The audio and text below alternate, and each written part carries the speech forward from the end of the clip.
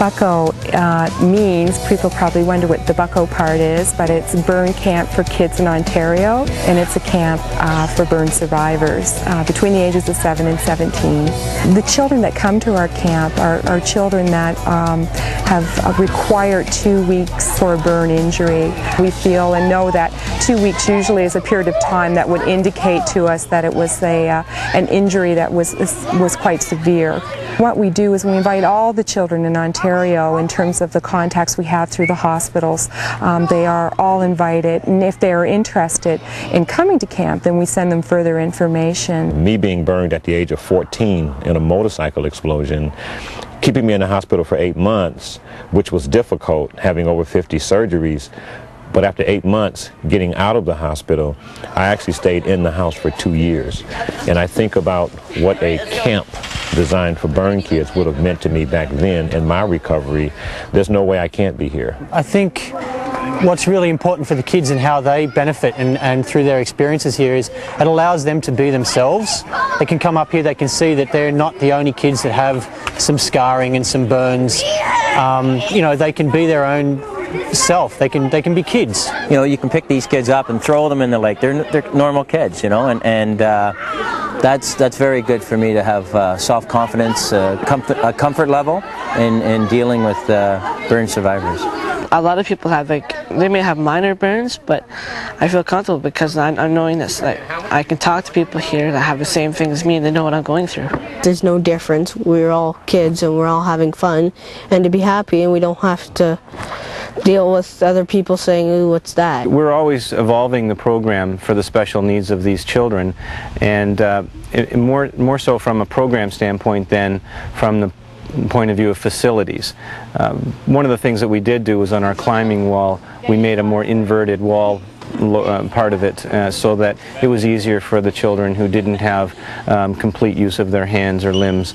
And we're going to a conference this year in conjunction with the burn camp volunteers in Seattle to share with other burn camps the things that they're doing so that we can keep going in the right direction. These children live in a world where every day they're dealing with individuals that haven't had this experience, a very painful, very emotional experience, something that they're living with all the time. When they come here to camp, they're with their peers. They're with people that truly understand the pain that they've been through, the pain that they may go through down the road with reconstructive surgery, and also the pain of dealing with it every day. The important lesson to be learned with programs like Camp Bucko is that we have to not look at these little people as being burn survivors who happen to be kids, but we have to look at it as kids who happen to have had the burn experience.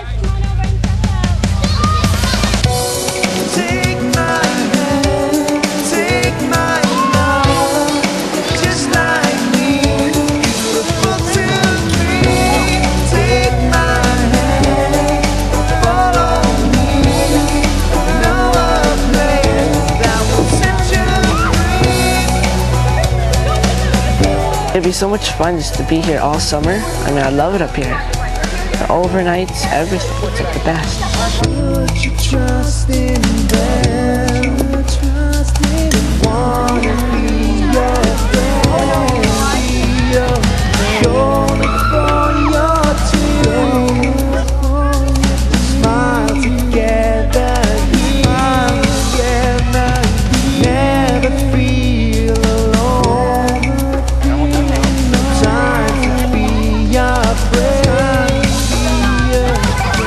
I learned that it's okay to be burned and that you have to accept it yourself before you can let other people accept it for you, because if you don't accept it, you'll never move on with your life.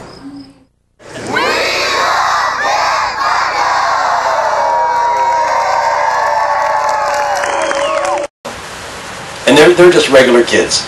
You know, when they were away for a week, they're as crazy as any 7-year-old or 17-year-old, you know. They're out there having fun.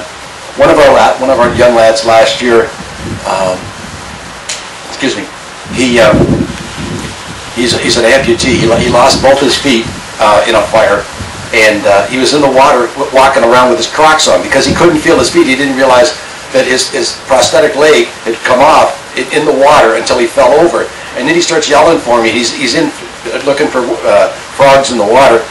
And he starts yelling, "Dad, Dad!" I said, "What's the matter?" I said, like he's laying on his side. I said, "What are you doing?" I said, "Get up." "I can't. My leg came off." And I said, "What?" He said, "It's stuck in the mud." I said to the kids, "Get that leg." Like, he's not going home with one leg. Like, and he's such a character. You know, he said it was the best thing ever happened. When he first had the accident, his feet would crack open and bleed all the time. And he said, you know, 3 years later they decided to take him off. And at first he didn't want it done. Now he said, "I can walk." He said, "I had no toes." He said, "I had no balance." He said, I couldn't stand up straight." He said, "I constantly rocked back and forth." And the kids, they used to call him the rocking chair at school because he rocked back and forth all the time because he's trying to find his balance point or hold on to something. But now that he has prosthetic feet, he can stand up straight and he can run. He said he'd never run in his life. He's 11 years old. He'd never run in his life. He'd walked everywhere. And he had to walk on his heels because he couldn't walk on his toes because they weren't there.